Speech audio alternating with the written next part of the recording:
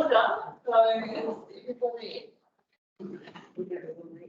So welcome everybody, and the deliberation getting done. First and 2nd of June, and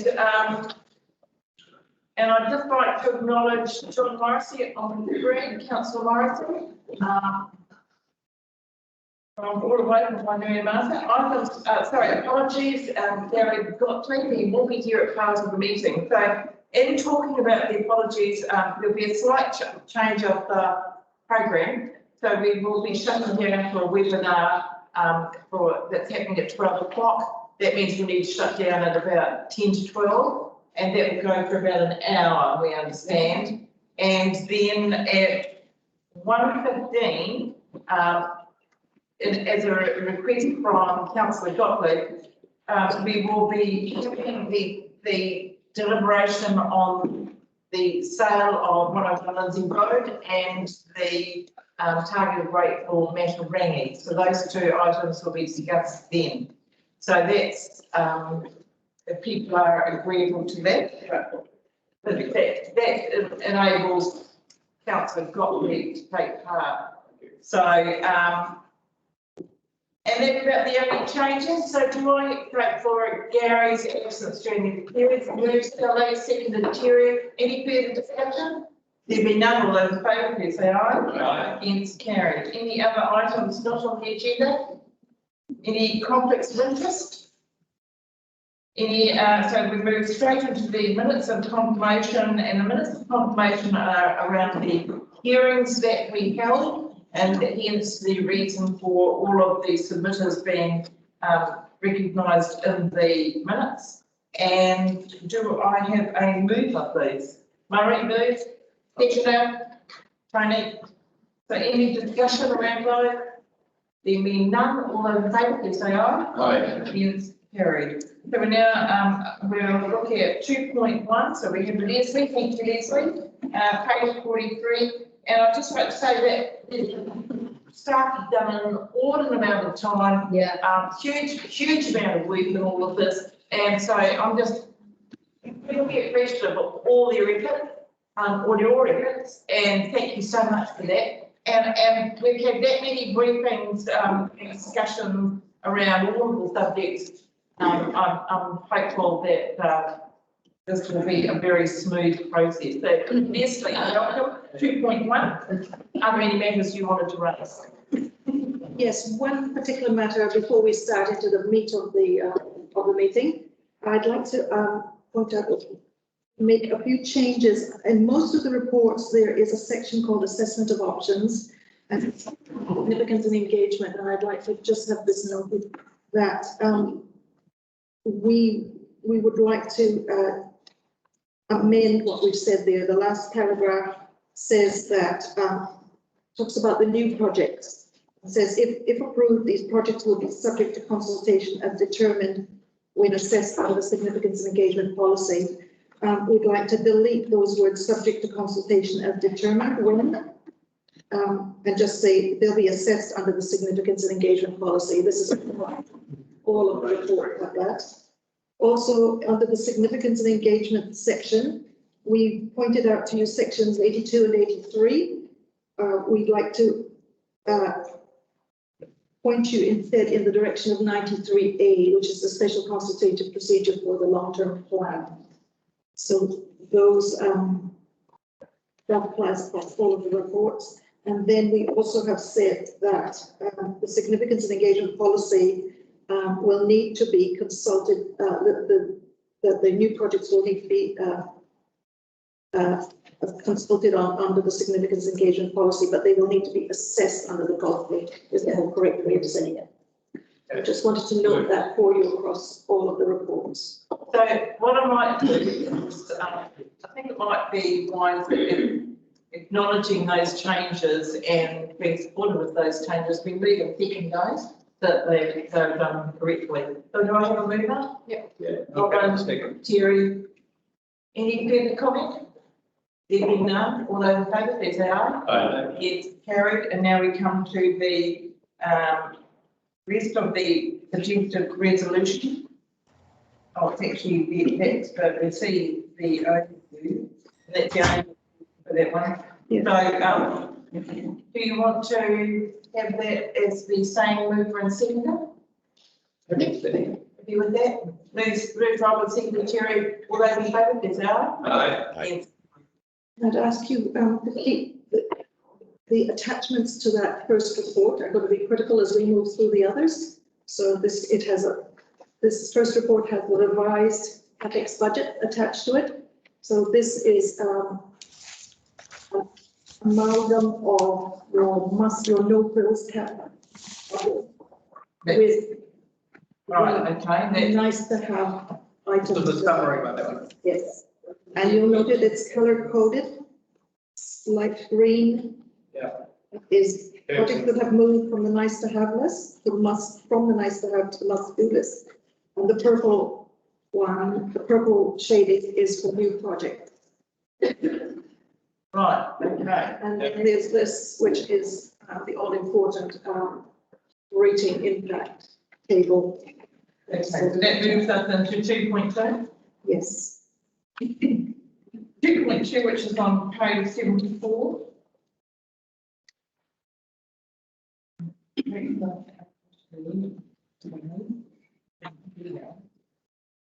Okay. So you find the resolutions on page 76.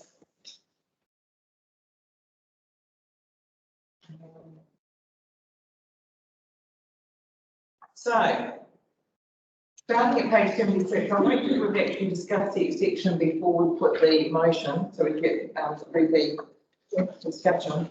Are there any matters that anybody wants to raise in regard to this section, which is deliberations of submissions relating to the council activity group and the suggested resolution?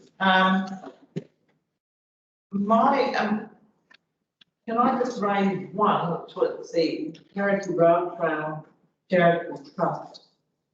I thought we were going to do that one, but obviously not. No. Is that the case? My record is that. In recollection? We're giving the additional that they wanted to see. They would not want the money to seal the road, that would be six times. Yes. Right, okay. Because there's already money in maintenance and lakes, and if it's really, you know, it might have to be assessed next annual plan or something, but yeah. Okay, so in this one, we're going to hold over resolution number 8. Yeah. And we're also going to hold over, I don't think there's any other resolution we're going to hold over. It's resolution 8 and 9, it's 9, but I don't know if you want to wait for council for it to do that. Yeah, we just want to discuss how that funding. Yeah, that's right, we've got that. Yeah. So I've only got one other piece and then Commander Toy, Moira Fred, Coromandel at 15,000. So that's each year for 3 years. Yes. Yeah, no, that's good. Just clarifying that. Okay. Any other questions anybody has around this section? If that's the case, do I have a mover for resolutions 1 to 7 and 10 and 11? Moved, seconded, Murray. Any further discussion? John, you're right there. Cool. I'm going to read. All those in favour, please say aye. Just pop a thumbs up. Against, carried. So as I said before, items 8 and 9 are deferred until the until 1:15. Now to the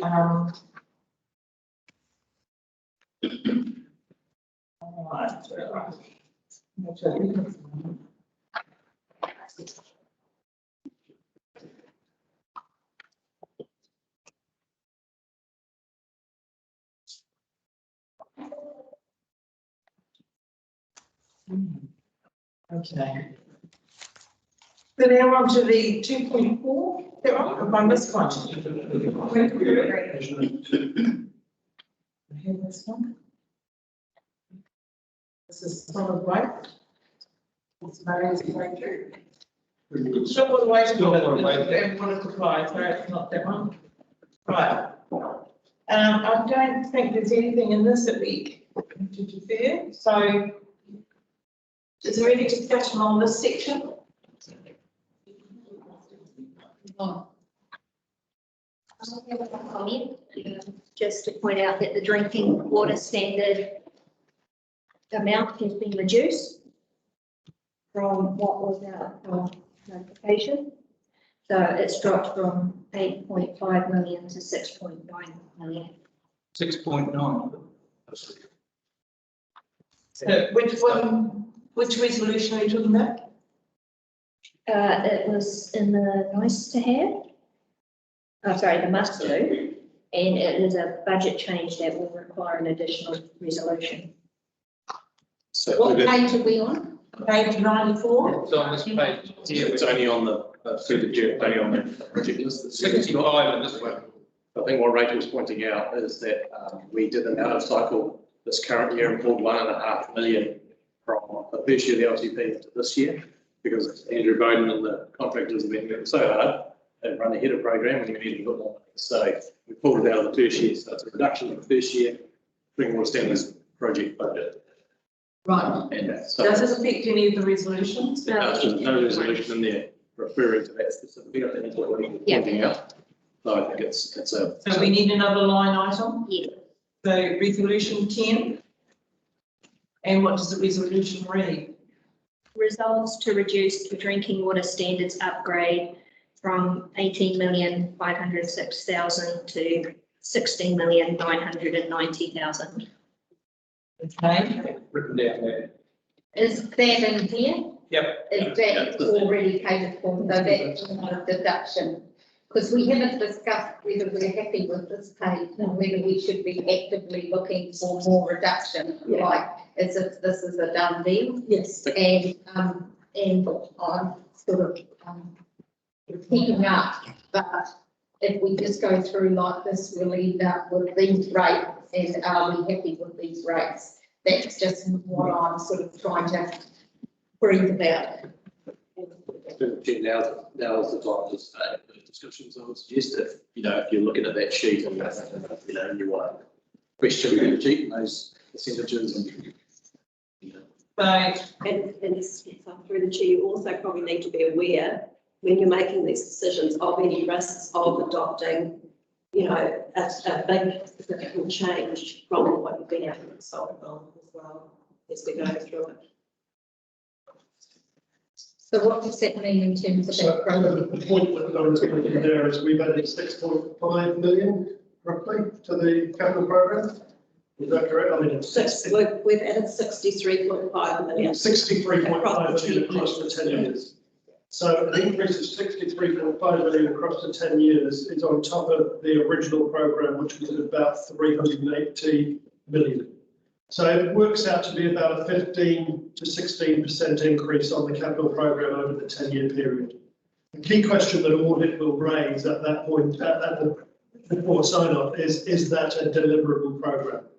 And what they're doing with a lot of local authorities at the moment is they're putting an emphasis to the matter in everybody's capital program, in everybody's LTP, to say something to the effect that this is a major step up in capital program. We have concerns that it may not be achieved. And it's that basically emphasis that is being introduced into a lot of local authority capital programs by Audit New Zealand. The key question around that is, do we mind them putting that as an audit tag? And are we comfortable with actually putting our best foot forward to try and achieve this capital program? That's the key question. So in year 1 and year 2, is this capital project program doable from your point of view, Mr. Speaker? Look, it's pushing things because we have a number of carry forwards. So we have a capital program that we went out and consulted on, which was scheduled to be of around 38 million. I'm going to say that, yeah. We're carrying forward about 6 million. Yeah, great. So that takes it to 44 million. We then are adding in another 6 point something million which will take it closer to 50.5 to 51 million. So, I'm so sorry, 55 million is what we're proposing under these with the new introduction of the new schemes. Is that achievable? We never achieved more than about 40 million in the last 5 years when delivery has been so good. The key question is, have we got the ability to put out large contracts? And I believe if we make the decisions now, we can give it a very good go, but I would say we would still be aiming for 80% achievement of that 51 million. I think that's where we would be realistic. I would certainly not say that we would achieve the 55 million because we've not achieved that type of figure before in the past. But you have to have a vision and a target, so I'm relatively comfortable that we will achieve substantial. So sorry, go down. So I was just going to ask, so on top of that 55 million, we're now adding 63.5 million of capital works over a long-term plan period. That's not on top of the 55, that's included. Yeah. But what we have to bear in mind as well is the roading activity may be decreasing. Yeah. So we have to have a discussion about what Qatahi information that is slowly coming to light. We emailed yesterday indicating, but it didn't actually confirm where their cuts are being made. But from what I'm reading at the moment is that they are looking to remove $10 million from our program, which would then take us down to 45 million. Okay. My point in respect to the bill was not what our capability is. It's every council has to be the same dilemma. And they're the same pool of people to deliver the work.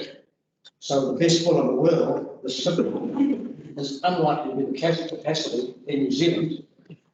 And given we've got buckets and port people on these jobs, I think delivering it is going to be very, very difficult, just simply because of who's going to do it.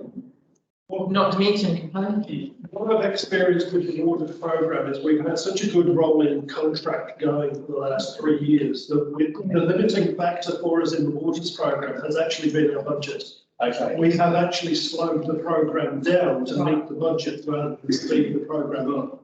So in terms of increasing the Three Waters area, I'm relatively comfortable that we have the contracts in place to deliver on the Three Waters. Okay, so my one question is this: should we be going through this paper first? Because once we've passed these resolutions that we're making now, we can't go back and revisit the amounts on this sheet. Exactly. So can we please pull out this sheet and everybody indicate if there is an area there that you're not happy with and how you want to remedy and adjust the amount therein? We're on page 60. No, we're on this. Oh, sorry. So my question about capital work, sorry, keep going. Are we doing a 12 or 13 year plan for a 10-year period when we know post thinking after 3 crystal ball anyway, course of the reforms? Like, are we being going too far? I'm not saying for the water standards because that's clear and we have to do that, but for other things. We can't do anything else, but we've been told, advised. Yeah, that's what I mean about the water, but this is about the whole No, not capital. everything. We've got to carry on with everything as though it's work per normal. Yeah, but work per normal also has to be affordable. That's all I'm saying. I'm just trying to understand the unintended consequences of what we do. Wellington doesn't even have a toilet. But that doesn't help us, The you know. only advice I can give you in that regard is, from my experience in long-term plan processes, this one has been one of the best processes that I've been involved with in terms of involving our local communities. Yeah. A lot of the reintroduction of work came from the community board.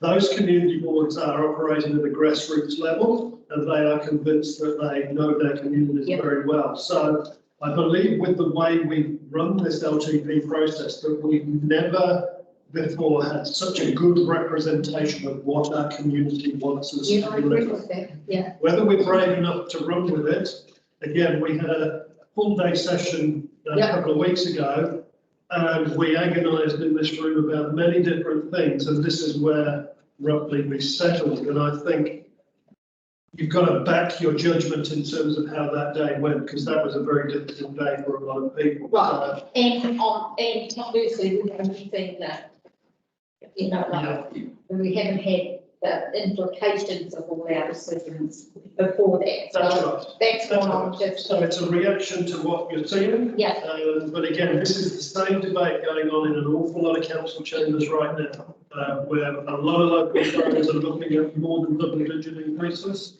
Because New Zealand is going through its biggest boom, and it's also going through one of its biggest ever cost hikes in terms of the project. So it's a brave council that makes a decision in this day and age with all the turmoil and with all the costs coming through. But from a grassroots perspective, you have been fed the information from the community boards and from the information that you've received. Yeah. And yeah, I'm not asking about it, I'm just wanting to get it really Yeah, clear what we're no. working on. I'm not sort of, Okay, so moving right on, yeah. No. I've just got a question in this of consistency. And I look in the resolutions, A, Borrowco Water Service, funded by property benefiting from the project. I look at battery active funded from development contributions. I look at Totra Valley Road Water Service seat extensions, and we agreed that that was subject to an offset from future development contributions. And it's not noted there. And I'd just like to see the consistency just noted there. Totra Valley is to be funded by an offset of future development contributions. So, Just so there. so to Chair, understand, Totra Valley projects won't be 100% development contributions funded because you've already got properties living out there. So when we redo the road, there's a portion that'll be existing customers, and then there'll be the new, which will be the Or new. unfortunately, So, yeah, funded, I think it would be funded from the, just so it's consistent. I'm happy with that, yeah.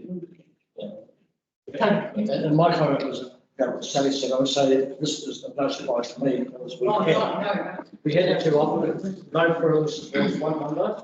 Yes. And with frills was another number, and almost around this table, most of what was no frills ended up back in here. So this is no surprise to me. And for my part, I was talking about every day, I'm quite happy to accept this document, because we know that what's in there is because we have elected to put the projects that we deem important to our community and supported by the community into this. So I'm happy about what I'm every day. And I'll agree with that. Yeah, I'm actually pleasantly surprised. I thought it was going to be way less. I was expecting. After all the discussions, I was thinking 12, 13, 14%. But What's the average over the district? pardon? it's right at the top, the very first line. 79.6, right. So, yeah, well, you care what's going on, we've got the highest rating fair share, but we're prepared to do that because we want to do a project. And we're listening to what Rob's saying through the community boards. Yes, they are speaking to us, and we're trying to abide by theirs. And I look at the numbers, the dollars and cents. And as we go through the years, I'm quite comfortable that that's sitting at a pretty good average. At the end, we're pretty much even. So, did you? I basically wanted to sort of tie up the conversation, or get the threads together in the conversation, because the purpose of the deliberation, what you're doing today, is to get all the pieces together, and then what comes out at the end is what Christy's talking about. And so you've got to understand the implications of what you're trying to do there. I think, and Rob's point is that from a focus perspective, the purpose of the consultation document was to offer the community and the community boards the chance to say, well, it might be conservative, but we're willing for you to actually add in stuff as is required, and we've got to appreciate that process. The crucial thing, I think, from what Donna's talking about is that from a risk mitigation perspective, if we get questioned in terms of why, is it significant in terms of the increase of the program to what you consulted on, as long as we have the justification and the rationale as to why you are willing to take on board those changes, then that to me is a good start in dealing with some of those questions that might come through. And to me, it's simply that you allow due process to take its course. And yes, there is a risk because it's more than what was anticipated, but that's why you consult. Yeah, moving right on. Can I just finished off my concern, Rob, in this whole thing is the 80% of the projects down there of 100%. So who's going to miss out and how much is it going to cost? So I really hope there's a balanced view when you look at those things and see where the work is going. So through the chair, what I would say is it's not just to confirm, it's not like we look at the program and go, we can only deliver 80%. Let's make sure we pull a few out of all different areas to try and balance who doesn't get things. It's more around the challenges that we've talked around getting resource. The other thing that's on the horizon that we've all heard about is materials. So we've got a real issue around materials. So Rob's right. I think we're going to, with whatever we do, we'll probably get to 80% because I think it's going to be very hard to get over that with all the challenges that are coming around the costs. I think the costs are going to come through once we get out there and actually go to the open market. Costs are going up rapidly. Bitumen prices are going up. Wood, as we know, has gone up. Steel has gone up. Concrete's gone up. And we can't even get some things. So, to then suddenly get things, you've got to pay a premium. So with all that, we kind of put all that in the mix. I think if we say, look, we're aiming to do as much as we can. We're aiming for 100, but if we get to 80, we've probably done pretty good. I think that's probably a realistic. That brings it back to about a $45 million program. Yeah, and as Rob says, we've got this advice from Waikato yesterday, which is very high level and doesn't give us any detail at all, but Ed and the team are going to working on that already this week to try and pull out some detail. But if they're pulling, 5 million out of our program, that means we end up with a 10 million reduction because we're not going to suddenly throw another 5 in to try and account for the taken away 5 from them. So that's over 10 years. But It's only road. it is only road a year, but if we're looking at overall the budget of our capital budget, it's going to bring it down. And we don't know 100% yet even what the split across OPEX and CAPEX is from that thing. That's going to make it. Very vague. So just says maintenance. We have maintenance across OPEX and CAPEX and road. So So anyway, just throw that out there. Martin. So it might be a stupid question, but we're talking about hopefully achieving 80+% of the project. Yeah, but I shouldn't have said 80%. I'm hopeful of achieving 100%. Yeah. And I'm just Somewhere between 80 and 100. So if we're looking at the attachment C, which talks about 9.6%, if we only achieve, let's say, 82%, is that 9.6% tweaked down a little bit? No. We got amended, no, that's. Doesn't change. No, that's the problem, is when you go out with the managed capital program, you rate for it. If you don't deliver it, you end up with a rates pot of money called retained earnings. Okay, thank you. Yeah, and if you have too many years of non-delivery, that pot of retained earnings gets so big that it gets embarrassingly large. And you have to find things to do with it because it's embarrassingly large. Questions. So that's why we always try to achieve the maximum amount of capital budget we can. Yeah. And that's why we always try to remove items the following year if we know they're not going to be delivered. So just to maintain that retained earnings to the absolute minimum without being unreasonable. So it might mean for next year's. Well, there's two ways you can go. You can either carry forward those projects, in which case that carry over rates you collected goes into that project, or you can reduce your rate based on the retained earnings by offsetting.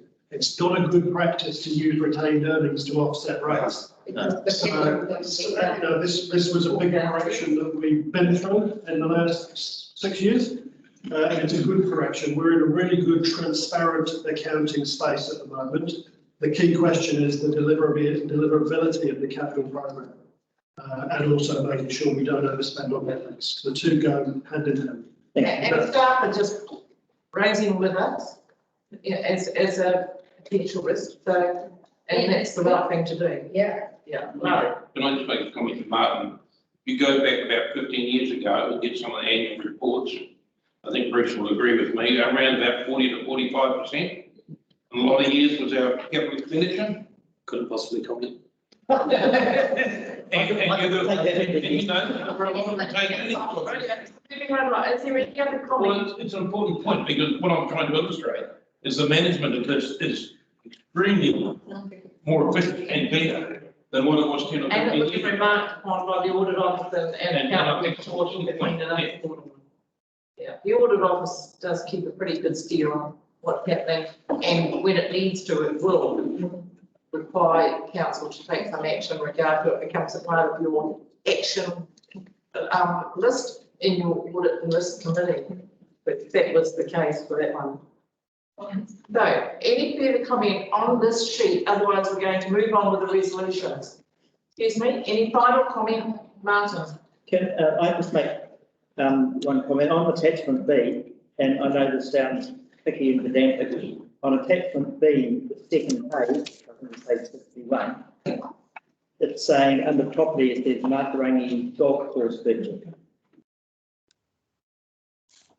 What about it? But we've been trying, saying that we're not purchasing a golf course, it's about open spaces, so why is that still saying golf course purchase? I mean, I know it's just a pedantic point, but. And that's exactly what it is.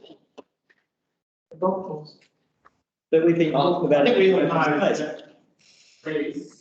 we all know what we're talking about is open space. Yeah. People that didn't know and have not viewed would say they identify it as where they. Oh, yeah, that will be discussed later on in the day, we're not doing that right now. So are there any other matters to bring up in regard to this sheet here? There are none. John, you're all good, then we're moving it, carrying on. What Martin said, I agree though, this is going to be read by other people. Yeah. So I would not support buying a golf course, because that's what today we, Thames Coromandel District, are proposing to buy a golf course. That isn't what we're proposing to do. What we're proposing to do is buy the open space. So take from what Martin said, I understand it, but not everyone else. Yeah. That description, someone is going to say, especially the people that support that, are going to say, what the hell are you doing buying a golf course? And we'll just open ourselves up. It actually isn't open space now, it's been categorised as such. It is open Current owners space. shouldn't actually do that. Well, I think if you have the So if definition of the if land, you want find to a change passive the open wording, space. if you're deliberating on the wording, if you're wanting to change the wording for this document, then I would suggest Matarangi land. Okay. Yeah, I don't mind, but yeah. Anything in golf course. Can I just ask one more question? I know you're getting frustrated, Sandra, but if we go through and this is where we end up, and we did consult on a must-have and a nice-to-have. Yeah. Does this change in the figures trigger any significance or engagement, engagement policies? With engagement. This in itself, I don't think it does, but certainly for some of the decisions that we make, will have further significance engagement attached to them, like the mentoring. Yeah, because that just seems quite an important question. So one of the things that, one of the reasons that Leslie made the amendments to the wording in her report was to clarify that any of the, and the way it reads is any of the, if approved, the project will be assessed under the certificates of engagement policy prior to commencement. Right. That was the purpose of what Leslie Right, was. okay, so doing with linking the both. two, yeah. Okay, so it's, Thank you. yeah, so hopefully that answers. Yeah, because that just feels important. So rather than having to reconsult on the whole document, because we've introduced $63 million back into Yeah, the you can plan, consult we on the can meeting. consult on them afterwards. If needed. It's needed after the assessment. Correct. That, okay, And just, so my favorite said that the wording will be changed now to Matarangi land purchase. Yes, That's what will end up in the final. Yeah. Okay. Thank you. it's a neutral. Yeah. Okay, any further? Right, so we're going to move on with the deliberation. And we're now on 2.3, stormwater, wastewater and water supply. And the resolution to page 94 with an additional resolution and a reduction on the water standard project, whatever, however you worded that, like that. And the councillor's comment that the 3 references to the Totra Valley Road service extensions include portionally funded by federal contributions. Yeah. Thank you. Thank you. Right, so on the understanding of those changes to the resolution, we have 10 resolutions in all. You have those in front of you. And do I have a mover for those recommendations? Martin, seconded Terry. Any further discussion? There be none. All those in favour, please say aye. Aye. Thank you, John. All those in favour, that's no, we've done. We've done that. Thank you. Right, we're on to the next one. Okay, which is 2.4, deliberations on submissions relating to the solid waste activity. And the actual resolutions are on page 111.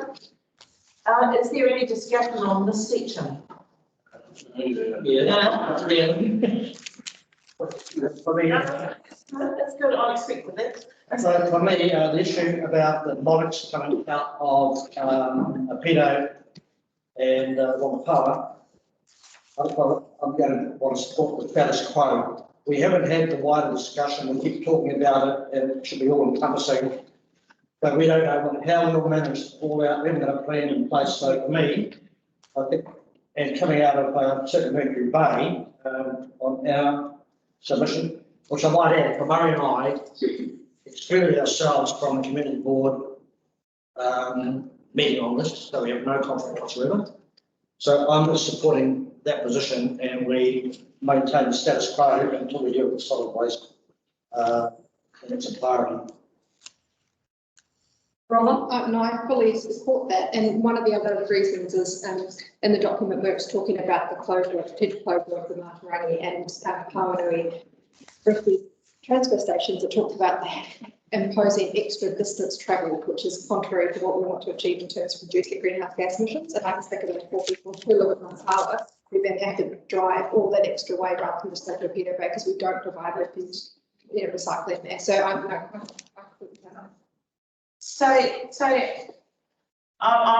I'm a bit surprised by this, and so here we have 2 communities that have the standard rubbish collection service that every other community gets, but on top of that, they get an additional service that nobody else gets, which is not installed. And my understanding, I've seen what happens with the mollets at Tonga, and it's patently disgraceful. My understanding is the same sorts of conditions are happening at Opito, we just can't see it. And they are right next to a stream, correct me if I'm wrong. That's correct. And so, so the question for me is, why on earth are we why are we allowing an inconsistency of service for just 2 small communities? And so what I'll do is I'll ring fence this clause, take all the others, we'll do it separately. John, then Robin. Yeah, we're talking about the Molochs, aren't we? Yeah. Yeah, no, they're an aberration, and I have gone backwards and forwards on those things, and Bruce did warn us at the beginning of these deliberations they were going to be controversial, and they certainly were. There's no 2 ways about it. The community's certainly submitted in favour of keeping them, but they are totally inappropriate. They do not belong in the centre of Whangapā. Sandra, you mentioned a minute ago that they are close to a water stream over at Opito Bay, and I believe that is the case. We had a submitter come along to us and actually say that the local community would take care of the rubbish and keep it under control there. Well, shortly after that submission, there were mattresses and fridges and all sorts put down there, at those mollocks at Opito Bay. Those things are an additional service that no other community gets. They don't belong where they are, and they actually need to go. They are well past their get rid of date. So I just can't believe that anybody thinks they should stay where they are anymore. So that's my thoughts anyway. Are there any, Terry? And then, oh, sorry, Robin and Terry. I'm sorry. Me? Yeah, you go. Well, I have two comments. So John mentioned the community in Opito Bay overwhelmingly asked us to keep the mollocks, not mollusks, giant snails. And secondly, Sandra said it's not fair that one or two communities are getting something that's additional. Well, the entire. It doesn't say it wasn't fair. They're giving you a service over and above every other service. Well, We're trying to to. the East Coast when they get multiple collections a week, and the West Coasters don't. The same. Even a standard household service. Well, yes, but they get it twice a week and we get it once a week. That's right, because it's a standard household service relevant to the rubbish that's put out. Terry.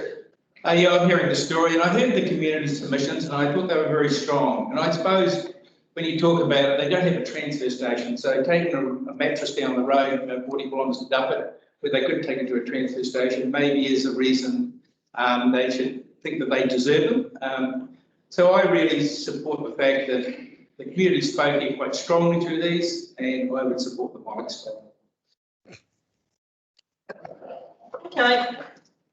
Murray. I think if it is a really difficult question because they are used as a transfer station. They are abysmal. I think the problem we have,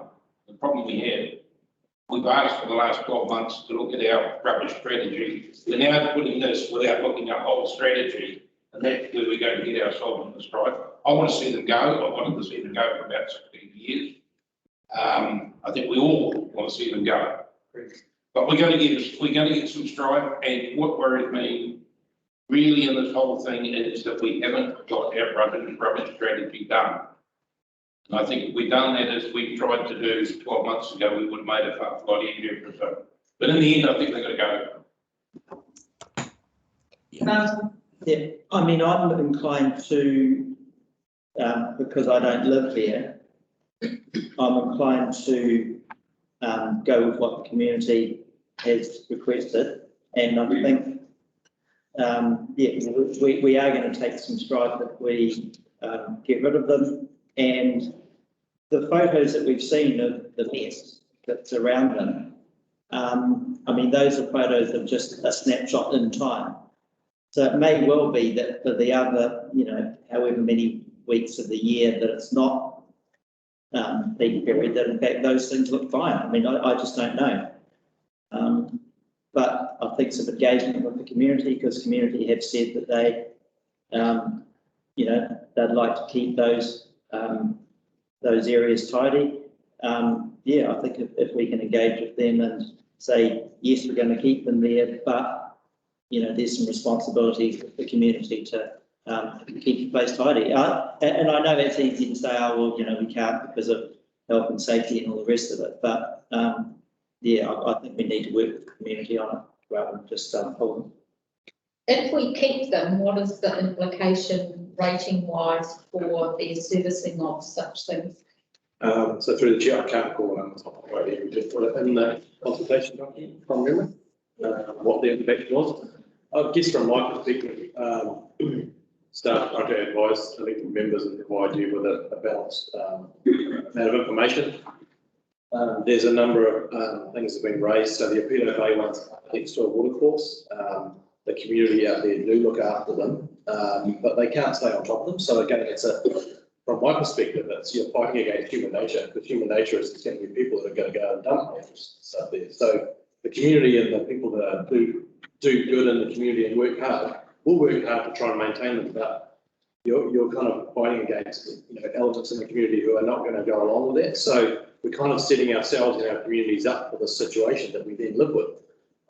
As far as whangapoa as well, and I hear what Councillor McLean is saying about the strategy, and let's do the bigger strategy before we make any changes. And I understand that, and that from a theory perspective, that's the best way to do things. But what I would say is that I know as a staff member now, that those mollocks aren't the right thing to have in Whangapā or in Pedo Bay. And so I don't need to wait for the strategy to know that. But we can make that call and pull those out while we're still doing the strategy. So we've put money in, we've put 250 across the first 2 years in OPEX to do the strategy that Councillor McLean's talking about, which we do need to do. We've been talking about it for a while. We haven't had resource. We've got some resource now. We've heard from our communities. So I think we do need to do that work. You know, so again, if we were going to move forward and take the mollocks out, we do need to do a really robust job on comms. We need to articulate that we're doing this longer term strategy over the first 2 years and that we're going to look at options around what we're going to put in there. But we firmly believe that the mollocks are not the right thing for those locations. That is what I'd be saying if I was him to go out there and say that. The other point I've mentioned before I stop talking to you is on the subject, dragging on, is that we've got this challenge, and we have this across the district with a lot of our communities, is that if you live in Whangamata, you've got a transfer station. If you live in Thames, you've got a transfer station. Whangamata, Pedo Bay, Matapau Bay are not main centres. That's why they don't have transfer stations there. If you want to live in a place with a transfer station, but it's convenient, you need to live in a main centre. You know, when we get the situation, and I feel it strongly from all the submissions and what my team work with, is that we get people that go and live a long way from services, and then we put pressure on elected members. Yeah. We want services, and it's like, you know, you kind of can't have it both ways. So otherwise, we're just going to blow out costs, and it's just unrealistic. All those services and all those communities. So I'll finish talking now. I'll go with a question. My understanding is that there is leachate from the mollocks where they're sitting. I couldn't confirm more tonight. So no. So is there leachate? We don't know, but we know that they're not fully waterproof or contained. You know, because we know that the ones in Matarangi at the transfer station as well, we know the groundwater comes into the bottom of those. So I think, you know, it's a situation where we've got areas where we do have high groundwater, and the Pedo Bay is right next to a stream, so that could be a similar situation. I don't know, but they're not a fully self-contained system that, you know, you can guarantee there's no leachate coming from. Martin? If we vote for section E about removing them, what's the time frame there? Presumably it's not 1st of July, or not? No, so I think we'd go through a process. We would want to try and get them out, you know, before Christmas. Yeah, I would suggest. But again, that's around the details. So, you know, and I know there's two, you know, there's kind of chicken and the egg. Do you work out all the details before you decide to do something, or you do decide to do it and go back ourselves that we can do all the work around comms and around the timing and letting people know? So we'd want to do it pretty quickly. The other thing I should have mentioned in there is that as part of this, we'd also be looking at extending a few of the hours at the Matarangi transfer station to make it easier for people that do need to go there and drop stuff off, that they can do that easier. So we're providing a little bit more of an opportunity for people to be responsible and manage their own solid waste. John? Yeah, sorry. Look, I'll just say one thing. I went over to Whangamata on the weekend and had another look at those mollocks and things. And they are just so wrong. Absolutely wrong location. There was no mess around them, but they still look like dirty old dumpsters in the middle of the town, next to a playground, next to a reserve area. And I did mention before, I did say that we got a lot of submissions in favour of those things staying there, guys. But all that depends on your proximity as to where you live in relation to those mollocks. The closer you are, the worse they are, and you're not going to support them. And sometimes the council just has to put on its big boy pants and actually do the right thing. And it is so obvious that those mollocks are in the wrong place and the wrong type of service for those towns. I just can't wait for the day, and hopefully the council decides that they go, because it will be such a better environment without them. Thanks. Can I just say, Martin did raise a good point around timing. And I know if we make a decision that you'd like to move quickly, there is a fallback position where you could make a decision to remove the mollocks in 1 year's time, and to give the community, working with the community, to give the community time to come up with some alternative, knowing full well that they've got 1 year's grace. That alternative wouldn't involve them staying, that would be spelled out. How they deal with it. was the alternative. Yes, because we don't want it, as Murray says, we don't want it to be kicking the can No, down the road. because we want a pretty standard service no matter where you are. And that would tie in with our long-term waste strategy, the fact we've got it done by that, so it's going to be taken the whole area. So it actually got a future part of it. And I remember the debate, I started with this line right now, and I moved, because I agree with what Murray was. We've got to start changing behaviour. So I agree with that. But the problem is, we haven't actually done the work in between times. So I'd be happy to support it with some time frame that was realistic and we could meet. But to simply go and take them out, I tell you, go and take them out tomorrow, this council will have more cost involved answering phone calls and going and picking up seagull eating bags than will ever have anything else. And the bikes, what John said is right, most of the time they're quite well cared for. In peak times and other times, certainly they're not. And the communities work quite hard to make sure they're looked after. So I'm happy to go along with this with a finite timeframe. So we do get a strategy and we do have an alternative, because at the moment, this thing's just taken out. But we don't know what we're doing. And if we're talking about leachate, you take away our Martarangi first, because that's the one that's got most of the rubbish, and most of the rubbish going into the water table. Yeah. So are there, if we were to water it down to, we're going to take them out, but we're going to spend a year planning how we're going to do it, what does that do for our costs? Well, it's only 66% for, is it? Yeah. It does change one thing. It means you actually have a slight additional cost with the increase of the hours and the resolution above. So you're actually, but. You'd probably do it. So fiscally, it's not, we're not talking vast quantities of money. It's more, from what I'm hearing, it's more about the actual concept of mollusks, right? Yeah, and what I'm just talking about is human behaviour. Yeah. Like, the world was going to stop because as a country, we were going to have plastic bags at the supermarket, and it took about 2 days. And sometimes sort of this is happening can actually change behaviour quicker, even though I'm not a psychologist. And so I just wonder whether we're watering it all down a bit like the leachate to sort of make it sort of like custard. Through the chair, Mike, you could go either way. There's benefits in both ways. I do believe there are some benefits, and sometimes it's a bit of a, you've gone out, consulted, you make the decision, you tear the Band-Aid off, it's a fait accompli, and like I say, it's a bit like plastic bags.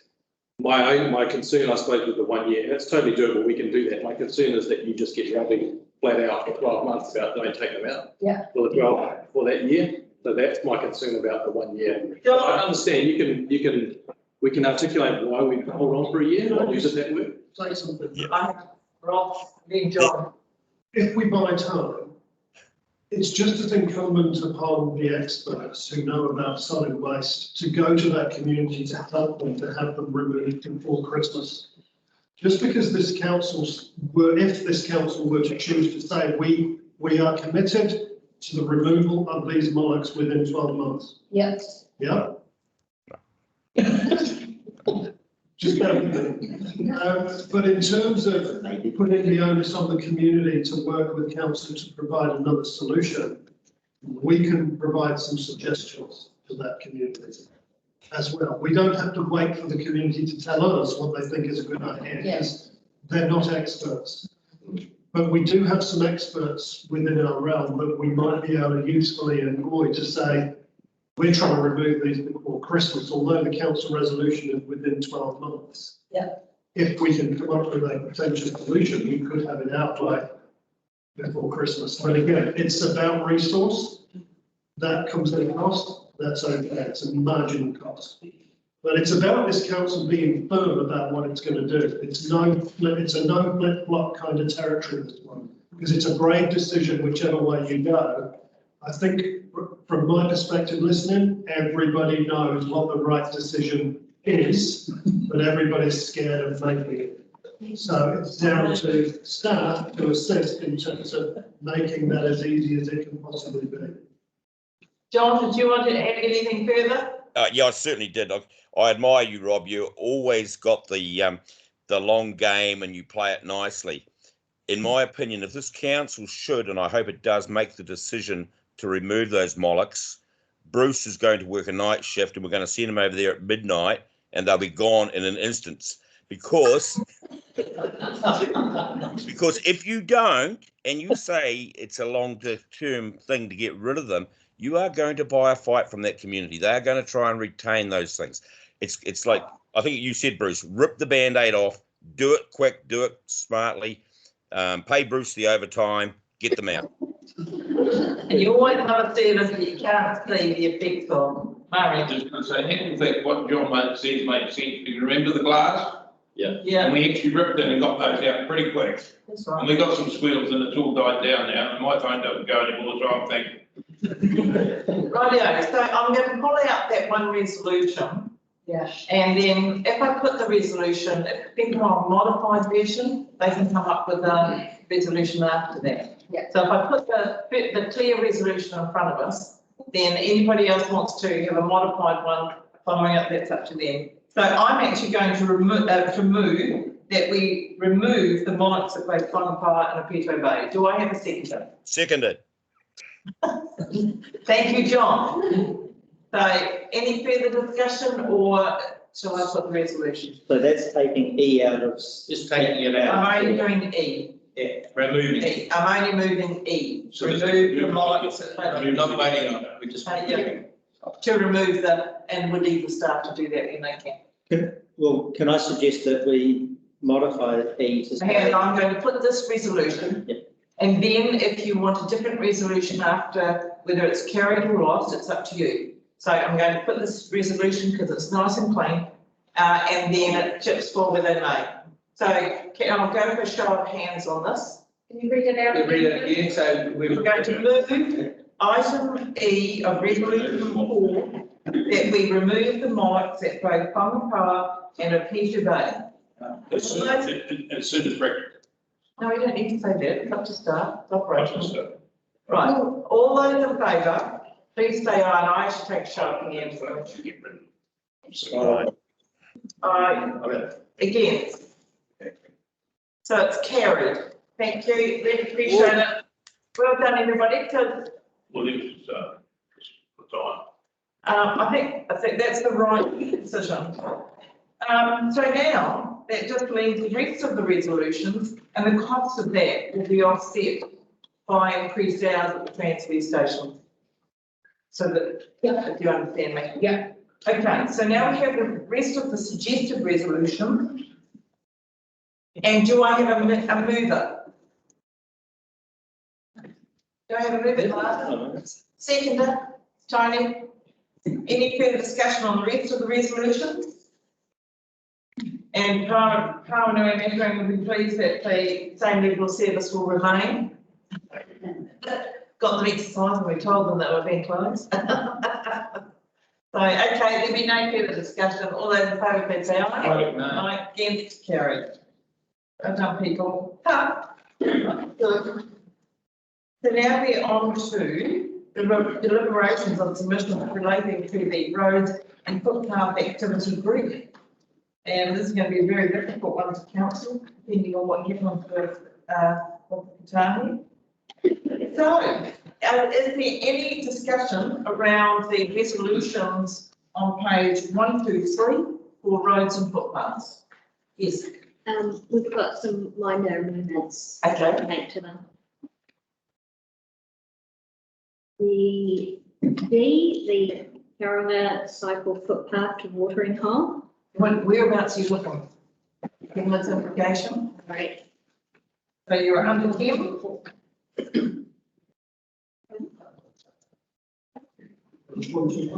Right, you're on 1, 2, 4 under 10, yes, bullet point? Or second bullet point? Second bullet point. Right, Justin?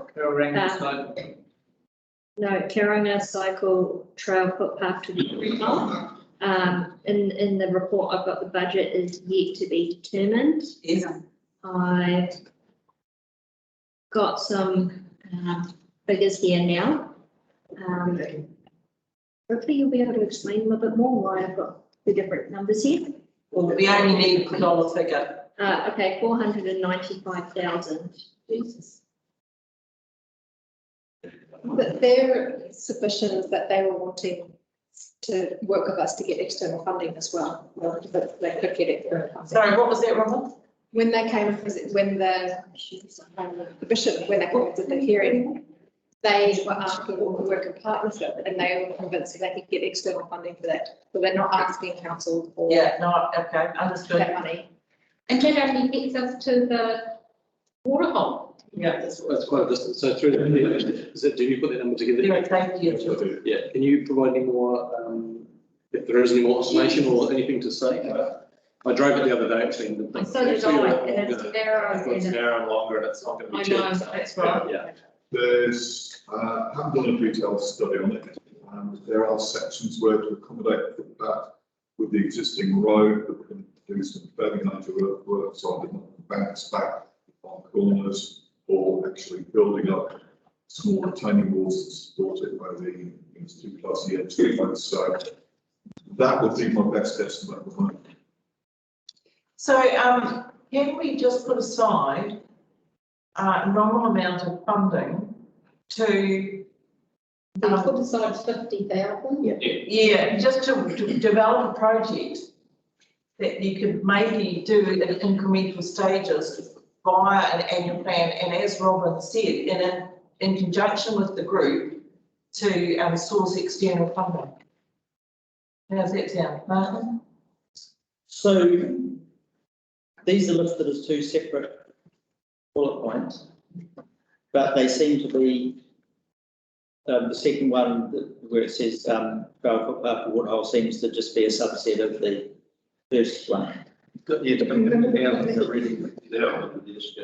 chair, the submission asked for several things. It asked for some money for investigations. Yeah. It asked for some assistance with the first stage of the project, which is the second thing here. Okay. And it also asked for assistance with the second stage of the project.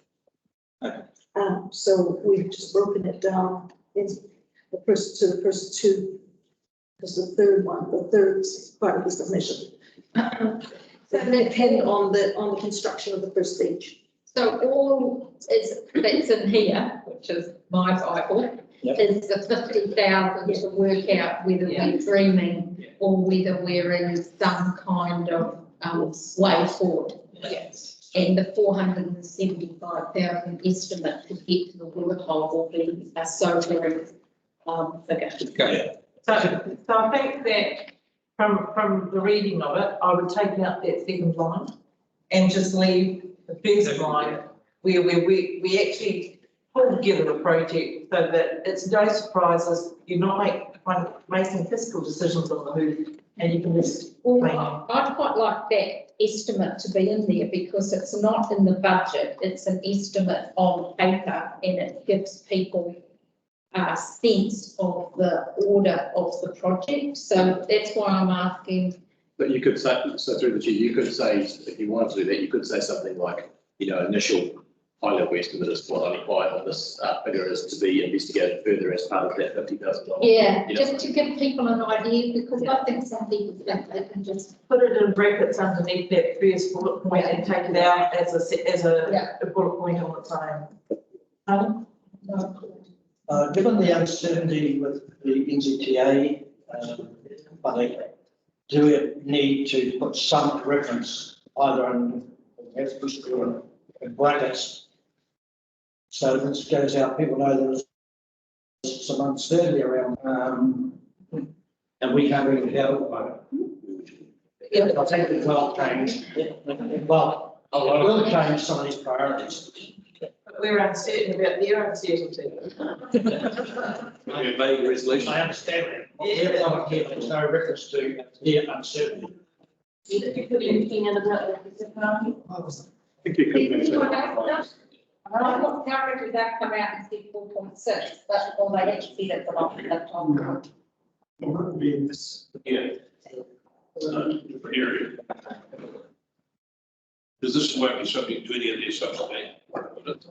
Oh, no, not this, but I think, I'm picking up what Councillor Watt was saying, is just another resolution that notes that we're noting that there's some uncertainty around our maintenance and road safety funding from Kotahi, and that Well, again, I think we've got to sort that out before we sign off on long-term planning. If we don't do that, Yeah. it'll be a major take from all Yeah. anyway. But we've got some serious work to do between now I have an and extra. 30th of June in terms of trying to deal with this whole Yeah. LTA issue. And it might actually need recording of the group for another meeting or something. Absolutely. Bruce, do you think it'll be around the subsidy money? I think I don't think, they're not looking, the information we've got, which is this much, tiny, they're not saying we're going to take this up to 51 to 51. It's just jobs.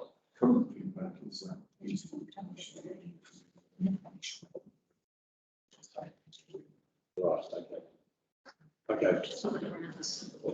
You're right. Yeah. So it's just saying there's an even higher level of uncertainty and, yeah, with even the stuff that we've got, the stuff we received yesterday is very early and very high level, and those numbers could even change. That captures what we're saying. So don't get too excited. The vague information we received last night is even more vague appeared when we first read it, so. Okay, so at some point, some of the narrative we're not making a decision around what we can activity in terms of the level of funding they're going to give us, which is now indeterminate. So therefore, we will be signing off on the narrative before it goes out. So we would like to put something in along what Tony's suggesting. So, so we can deal with that and be signing off on the following one. So the wording around that uncertainty, because by then you might have a little bit more clarity. So can we just take a note of that? And so therefore I'll go back to the resolutions. So you happy with that, Tony? Yes, that's okay. So back to the resolutions. Are there any other amendments to resolutions?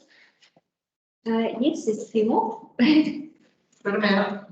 Okay, so there's the Totra Valley Road certificate having the same proportionally funded. Is that on page 124? Oh, yeah, I've actually got one in there for development contributions. That was good.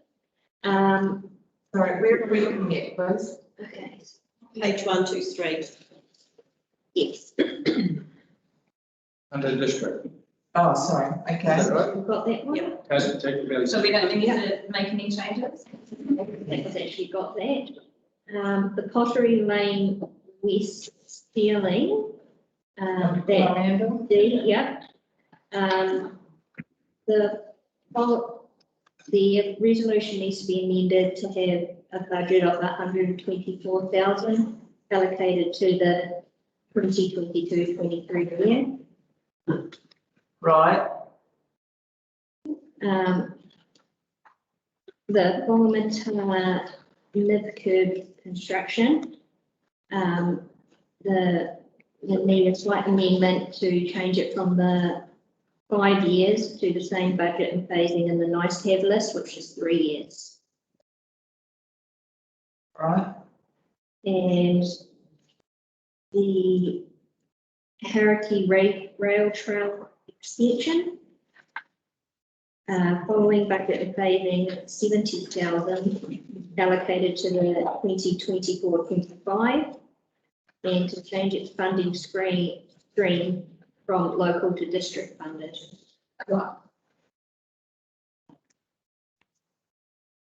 Anything else? That's it. That's it. Right, okay. So do I have a mover with those amendments? Any discussion on any of the changes? Martin, you moving? Yep, come on. Thank you. Do I have a seconder? Murray, any further discussion? There being none, all those in favour, please say aye. Aye. Against, carried, well done.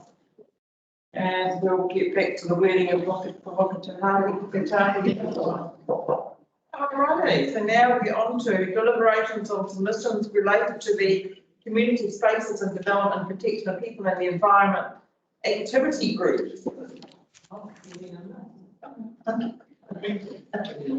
Anyway, the resolutions are on page 140. So are there any discussions?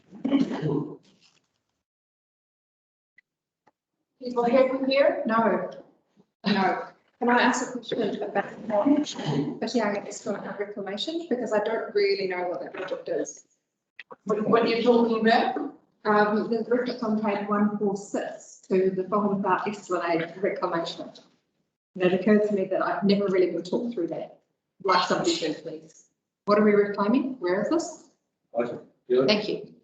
I can let you know about it, when it's- Go on. I'll get the go ahead. Okay. Rose is disappearing, so it has to be you. Get my copy. Oh,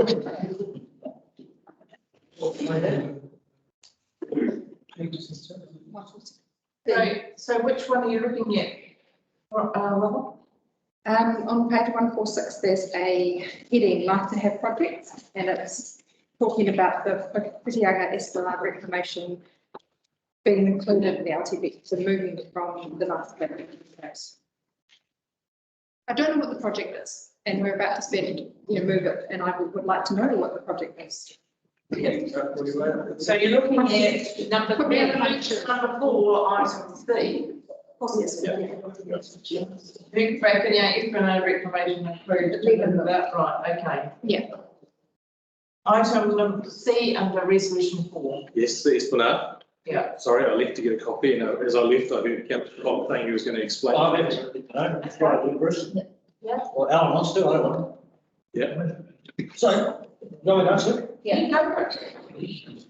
So this is a name to develop the area between the breakwater into Marina and the wharf to deal with commercial boats, recreational boats, tourist boats, private boats, swimmers, jumpers, and basically getting the not being big enough to deal with the issues that we have around boating in that area. It's also there because we have to have projects like this on which to get contributions. Yes. So the terminology might be a bit difficult to get around, but that is the general area. Now, whether what is being proposed, the original plans, and there's work going on at the moment, and Alan's got a significant amount of work coming back to the community board next week. That's looking at this as a wider project, but that is a sum of money in there that doesn't end up there, it ends up somewhere else with the same place. It's a local. And it's local rated. Thank you. Any other questions for the resolutions on page 140, 141? Except for resolution 4 item S, that would be taken out and along with the road. Okay. There being none. So then, could I have a mover for resolutions 1 to 5, excluding 4F? Do I have a mover? Oh, man. Move Tony, do I have a seconder? Terry? You can second that, thank you. Any further discussion? There being none, I'll put the resolution. All those in favour, please say aye. Aye. Hence carried. So we come back to 4F.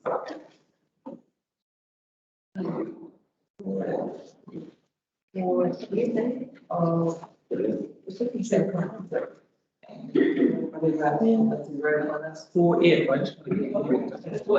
It's the fellow.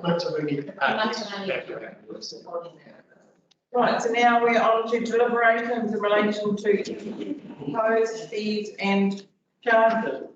I wanted to raise just one myself. That was on monitoring and enforcement, and the only reason why I raised that was because the increase was so substantive, and while I'm a great believer in user pay, there is a presumption of innocence. So for normal monitoring purposes, we've got monitoring at fixed initial deposits For minor areas, it's $195 for monitoring with progress giving effect to consents and compliance with consents, etc. It's $350. That's what it was. But the $195 has jumped to $495, and I just wondered. So we're about. And it's $350. So there are fees and charges. You've got a document with fees and charges on it. Yeah. Okay. And a substantive jump. I just wondered if we could have an explanation for that, sorry. Anything looking over there? Yeah. No problem. Hi, Brian, yeah. No problem. Look, wonder what was with that. Yeah, you've touched on it a little bit when I spoke about the health licenses last week. We were trying to move more towards a user pays model, and this is where we've got private consent holders. This is the monitoring of those consents. So this isn't the enforcement activity, it's the monitoring of a resource consent. I thought just to shed some light, I could give you an example of the 3 tiers that we see, and then have that discussion about what you want to do with it. So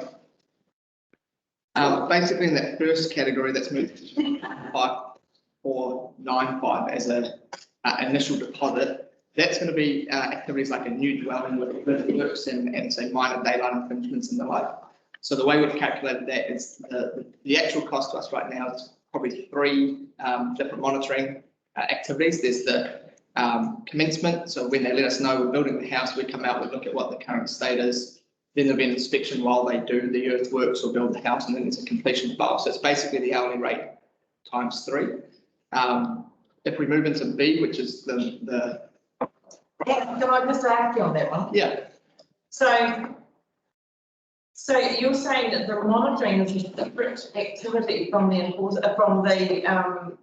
consent, and I would have thought that the sign off of the compliance certificates for any resource consent project. Yeah. You would sign off on everything, So we issue the resource consent activity, and they have conditions that they have to follow as part of that resource consent. We monitor compliance with those. So, yeah. It's like but during the process and before a compliance certificate's provided, right, to sign off on the whole project. Yeah. All of the conditions, etc., are already being monitored so that.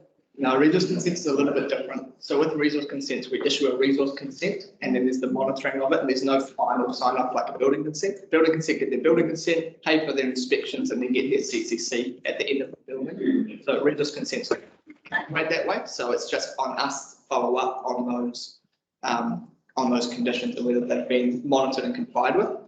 I guess the example I was going to let you know on the other extreme would be something like a music festival that we've got in Whangatā, where you've got 6 events that can happen every year for the duration of that consent is 10 years. So every time they have an event, we'll have staff on site monitoring that. And every time they complete that, they'll send in their noise report, their traffic management, their dust mitigation, and we'll through that. So over the life that consent's been issued, we'll have 60 different interactions with them over that next 10 years that basically our fees need to capture upfront. So it's not behind Okay, it. so you're saying that someone that's had a resource consent then has to do a monitoring. They have a monitoring charge each year for 10 years. No, what we're saying is we charge the monitoring at the invoice once the consent's issued, Yeah. and that activity might span over a period of 10 years. If you think about large scale subdivisions, it'll be longer. So we haven't got a model here where we're invoicing, say, annually or at every inspection. That could be something that we could consider in future years. We've just taken what we have always done and changed the fees to better reflect the amount of time we're spending in those spaces. Excuse me, so how many visitations would you expect when you sign off with the consent that they will have? Only one? It depends. There will be some that these fees will be charged to. So if it's something like a garage being put on the front of a property, the accessory building that has a minor daylight infringement, we won't charge monitoring. These fees won't be charged for that. They're going to turn up, make sure it's complied with. Right. Or the building inspector will do that check anyway for the resource consent team. It's for the bigger things. Yeah, so A would be something like a new house with earthworks and a number of infringements that we'll check, like I said, 3 probably times through that build. The B option, which is moving to 825. That's like a small scale subdivision, but there'll be a pre-commencement meeting. There'll be a look at the plans and the preconditions they've got to meet. There'll be probably an inspection once or twice during that, and then a completion inspection. So we've averaged that one to 5 different monitoring activities at the hourly rate. So you'll see in the fees and charges, the hourly rates stay the same, which is 165.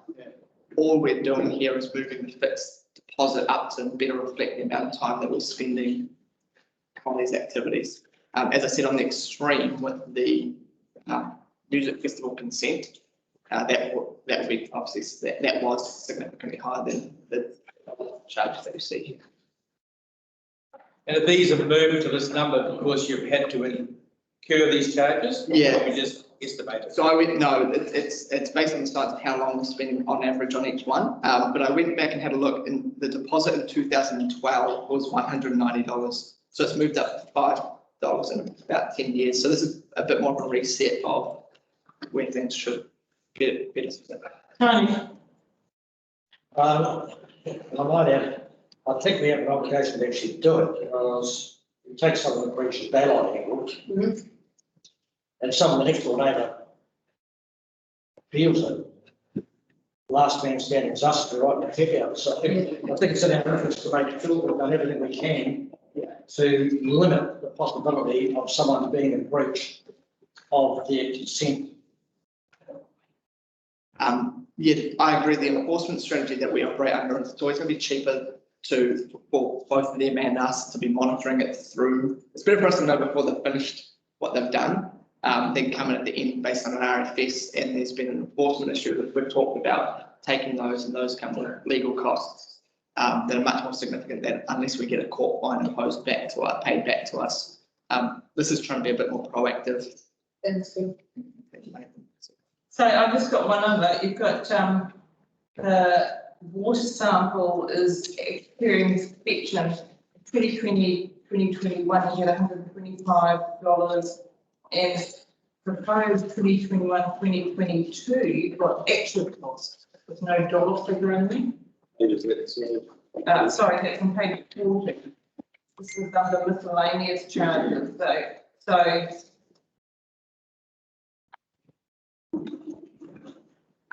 that's the only other one that I just wondered if there shouldn't have been some sort of figure. Just have to look.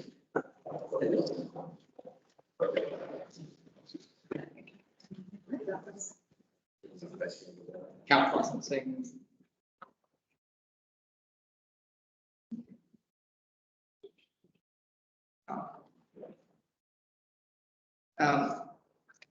These are pretty infrequent, and it might be that we've removed the 125, which I can check for us to come back, which could be that something cheaper. It's not charged. It's not costing us $125, so we're just going to on charge, say the sampling cost with the facility, or it could be that they've increased from 125 and we're just going to on charge whatever it is, but which I can wrap around. But I'd say that those are very reactive charge. In the last year, I don't know if we would have done any. Right. It'll be based on complaints. Anyway. What is the average cost of a water sample? I thought it was around 300.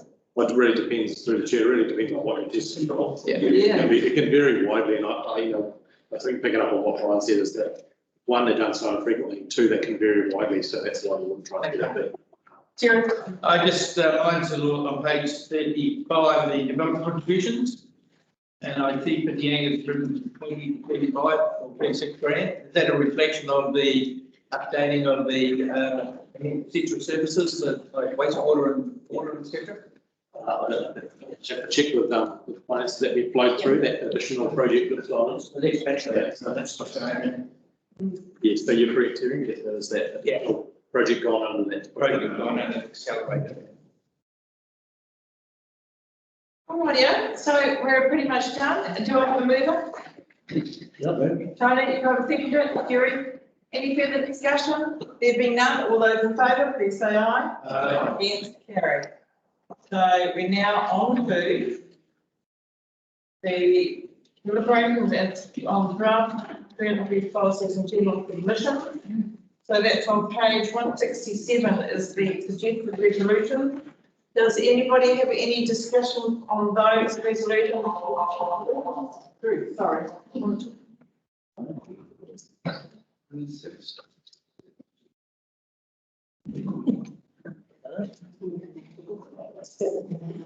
are changes. I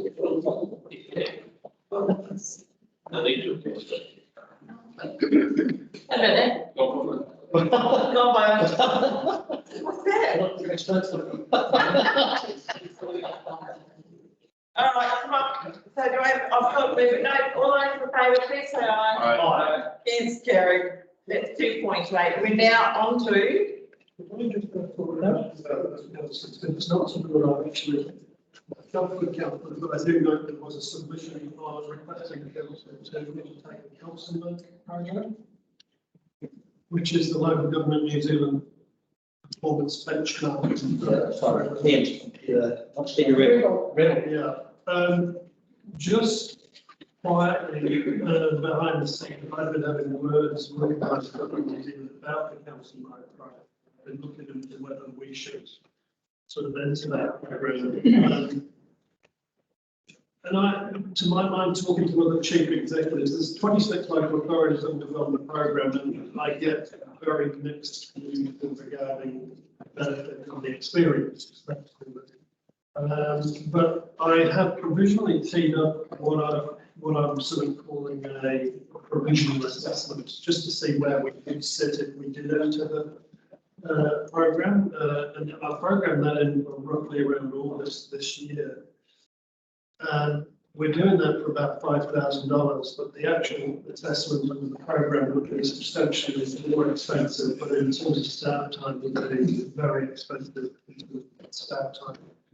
I'm just wondering what the appetite is or the desire is around the table for to participate in that council process.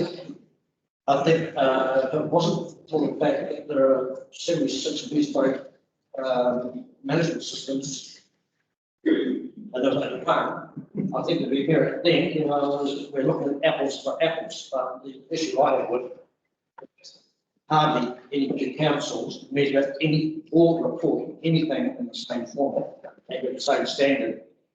And so you'd be doing an awful lot of work chasing your tail, trying to find middle ground. So for me, the concept is good, but the practicality, I think, is not so good, because we just don't have consistency of data across all the councils to make it that good. Is it like a qual mark? Is that something like that? It's sort of is, but again, it's in theory, it's like Honey says, in theory, it's a wonderful thing, but in practice. And it's money in it for like that. It's actually assessing elected members' performance just as it is in terms of assessing the organisational performance, in terms of what our visions and how well we connect with new communities and those sorts of things. But like I say, in theory, it sounds good, but in practice, like I say, a number of the chief executives and elected members that I talk to, there is none or limited benefit. Those that come out looking good think it's great. Those that come out looking average sort of don't do it again. So it's sort of. Do they more look at the people rather than the processes, or look at both? Looks at both. Looks at both. Yeah. And to me, to start a process, when we have our own benchmark in the middle of, in 3 years' time, we could well be looking very different anyway, or with totally different boundaries, that it's like it's not the right time to embark on a benchmarking exercise when we're about to change. I've sort of been thinking along those lines, but because it was raised in one of the submissions, I just sort of wanted to throw it open to the floor. It's not something I'm completely ruled out, but I'm personally struggling to see what the real benefit would be at this point in time. Doing the very best job for the best outcome is, and tracking that is, as you say, is a good concept. Yeah. So, Peter's. I personally like the work that Paco's doing with the audit and risk committee at the moment. I think if we do a really good job in that environment, we'll start to hone in on where we do need to have a bit more improvement.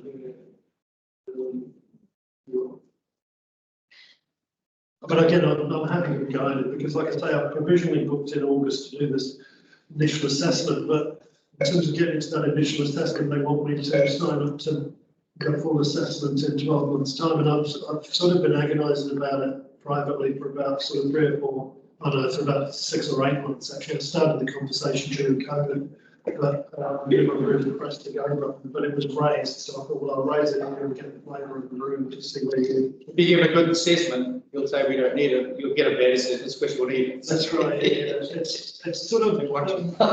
The really good side is people come out looking good and everybody pats each other on the back. The downside is that it can be used as quite a divisive tool for both elected members in the community, but also elected members in the operational team. It's sort of come with those negative sort of all-out situations, and that's where I prefer the continuous improvement cycle that we've introduced into the audit and risk committee, because we work as a team to make it happen rather than getting PwC to tell us that we're really bad here and we're quite good there and we're excellent there. It's sort of, to my mind, it sort of doesn't really deliver for the team, but you know, I'm open to it. For me, there's enough differences in our own communities within the Thames Coromandel District. Enough of Bakery Bay, there's 14 communities of Bakery Bay that chalk and cheese. I go around the district's more. And so the analogy I have is like, you listen to the rates aside, my rates in Harrogate are a lot cheaper than they are here, or my rates in Auckland. What they don't tell you is the bill they're looking at doesn't include the water rate. So when you look at all the things that go on, there's an awful lot of variables to get you on one page. So I think, you know, Murray been around here long enough to have seen where we were 11 years ago, where we are today. And when you see continual improvement, there has been at every level. And look at this thing here, this is going to be over.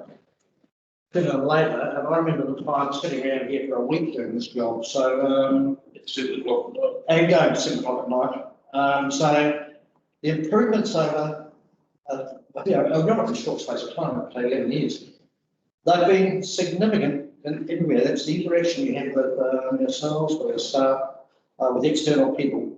So I think that, you know, you would do all things better, but my God, we're doing all the things better than we ever did them. And a lot of things can be better as we go forward with these processes. So I understand what was trying to be looked at, but I just think it's probably good money out there. Okay, well, I'll tie it all up with a resolution.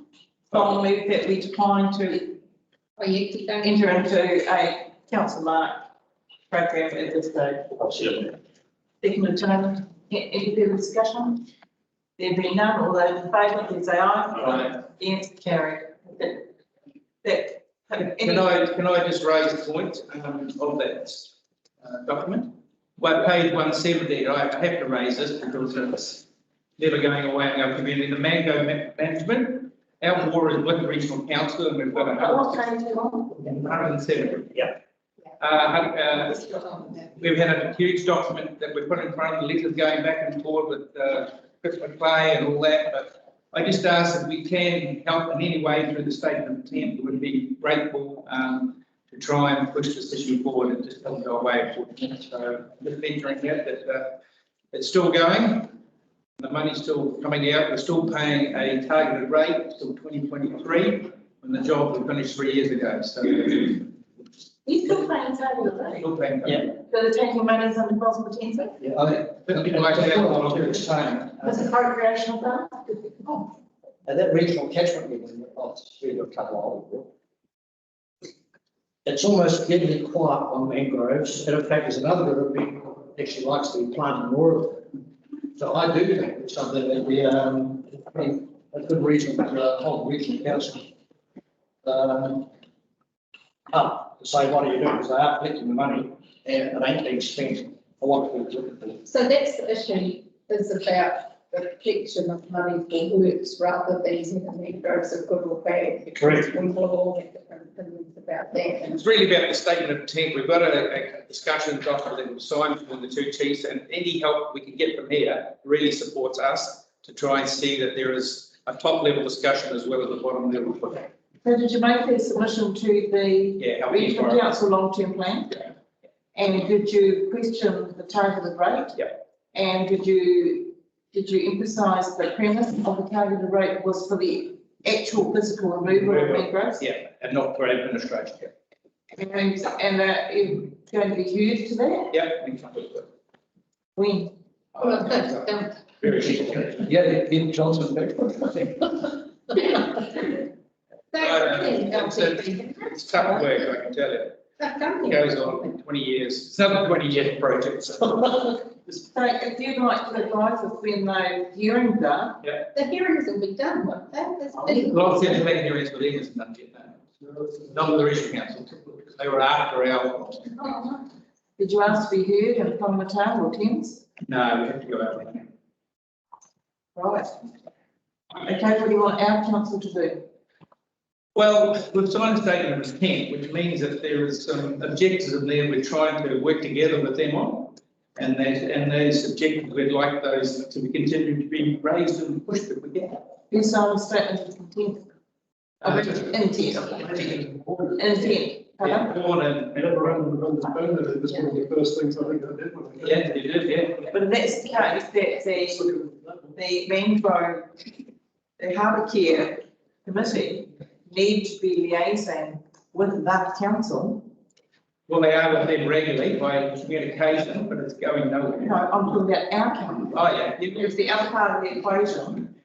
And to talk with Rob and I about how they want us to implement these memorandum of intent. Take the measures back. We might want to include the poo raggy in that, because for those that had a good look at that, there was a time where that whole area was white sandy beach. Yep. And with the consent with Longreach, there's also some work to do, some planting, which has all been done very nicely. And as mangroves grow by the acre, and on one end, the residents go down and chop them down, but at the other end, they are just growing. So ultimately, the poo will be full of mangroves and inaccessible as well. Yeah, and if I could just expand on that, we used to do all their seeding removals, but they've made it so onerous. We had to pick every seedling we cut and put it into a bag and take it off. We weren't allowed to use petrol-driven buzzers. It was just, so we had to say to them, we can't do it, our guys are too old to do this. So now they bring in contractors down the line for an exorbitant price, and they're saying, oh, this is too expensive to do, what are we going to do about it? Well, if they're still removing seedlings using contractors, then they're acting on the targeted rate component, the prerequisite for the targeted rate, so they're actually not as appropriate. no, but that was done free, now it's being paid for, so yes. There you go. Okay, so look, Sorry, I'm done finishing mangroves. Sally, I'm just thinking, there's a lot of submissions in this general wash-up thing. And, you know, quite a few submissions say under, for example, pest control, environmental focus, and this all wrapped up together and said business as usual, no change. When all those people get that, is that good enough? Like, have we considered these one-off requests seriously enough? Through the chair, a lot of these submissions are about issues and projects that we have continuing conversations with our community about. For example, with the dark sky submissions, we are meeting with those people to actually understand and to keep informed. So it's not like they're just flicking them off. And I think the comms back is, you know, like people that talked about the biodiversity strategy, for example, when you write back and say, how do we actually factor in that we're looking at whether we're going to have a bio, you know, like it's about comms. Yes, we have got a letter draft to go up here that said that actually we don't touch on every single issue because, I mean, this is just a flavour of what we've got, loads of separate issues. To acknowledge that we will continue to work on the resolve some of those issues. So if I can bring around the council put a budget in for pests, which is quite a, it's just unusual. so pests and weeds are incorporated into all of our plans. It's on our responsibility. On your plans, Yeah. so Harbour Care do trapping on your reserves and look after them, et cetera, like that. So can they get some, because they have the funding, the bait, chases, all that, can they get some support through this? They already do, Harry, they already do. There you go. You keep on funding them. The community grants, or this is a different budget? Well, we run the outstream committees. They can start doing something like that now. No, I just asked about that budget, whether it was available. I think that's, We do. our responsibility of the regional council, and the area that they're largely concentrating on is Dockland. Yeah, it is. So we've helped them as much as we can. No, this is about our reserves, because they were working on them now, so, yeah. Okay. So I just want to know. And sorry, I'm taking that right here. We're almost finished except for two important topics before we discuss our films. So what have we missed that we have allocated 2 days for these deliberations and we've got through in an hour and a half? Have we done the work to a standard that meets the needs of everything that we have to comply with? Because we've gone bloody fast. But we've actually had 2 to 3 days of, Yeah. 2 days of workshop, we've done. Yeah, We never previously had. Start with and so people all want to acknowledge actually that they've done a lot of the work in workshops and that's fine. And we haven't had any changes to that. However, is that, all I'm asking is that a transparent process that fulfills our obligations under LGA or da. That's my question. It's a good question. Very good question. I believe the amount of homework that we've all done over the last 18 months has resulted in probably one of the most detailed discussions about the real issues that we've got going on in the district, rather than just cursory sort of policy decisions, which I've been involved with in previous LTPs, not just here but elsewhere. I think this has been one of the most detailed, comprehensive processes that I have personally worked through with an elected team.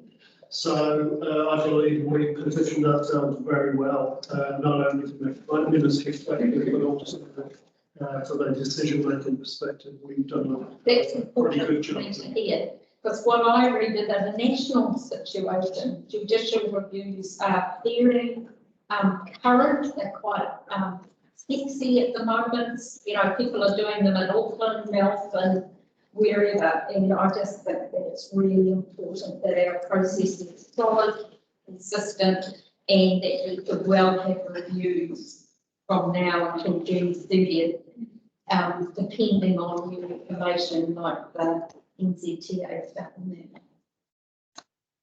So can I say that then I think I've been actually quite impressed with how everybody's actually taken on board the amount of information that we've had put before us on numerous occasions, so that we're much more informed actually when we finally get to the table for the deliberations, and the time that we've all taken to sit down and read the submissions, to be at the hearings and hear out the people in our communities. I think it's been quite impressive, this team, to be quite frank. I think also work's been done with communities. The last one of these I came to, I basically had an apple box of A4 paper and left much files for this part of the process. We've had all that and we come down to these bits of paper and 170 pages on here. So I can't speak for every other community. I know that I wasn't in the deliberations for the workshop that our committee had. I certainly was for the lead up to it. And so that was done at a community level in much more detail than I have seen in 3 previous long-term plans. So that's, to me, good, because that means our community board folk is informed who we are on their local issues.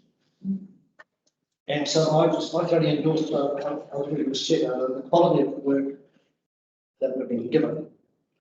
It's made our job so much easier. And I came here, like somebody's thinking I might be back here tomorrow. And if we're running out of time, I wouldn't be here at lunchtime. So Which brings me to the next question. We've got two matters we've yet to discuss. One is Matarangi, the other one is 101 Lindsay Road. Yeah. Pardon? Oh, Whakatā Pool. Now, I included Matarangi for that period of time when Gary was going to be available. But, he only asked for the pool and Lindsay Road to be available for the pool and Lindsay Road. Now, the Matarangi discussion will be quite substantive, and he's not going to be able to be a part of that anyway, I wouldn't think. So the thing is, we could have a break now for morning tea. Yeah. Come back at 11:15. Yeah. And deal with Matarangi, and then be available just to deal with the two whangamatā issues for Gary at 1:15. Yeah. Excuse me, we could actually deal with the pool. I've spoken here about the pool, so we could deal with that, you know, do that matter. It's just to read about the fund. Morning to yes. Okay, so it's time out. So here's my suggestion then. Is everybody comfortable? We take a break now. Come back at 11:15. We wait, we need a mover. Yeah. Yeah. Of what? 2.8. I interrupted your one on deliberations on general admission. No, we need a. Priority and theory. No. Those one people. Yeah. Okay, we were at seconder. Mover and a seconder, Martin, seconder, Robert. Any further discussion? There being none, all those in favour, please say aye. Aye. Taking note of the main grade one theory. So, John, for your information, what time are we coming back, people after cup of tea? I'd say 10 past, so we've got plenty of time. All right, we'll be back at 10 past 11, John. All right, enjoy your chocolate biscuits, guys. Thank you. Yeah.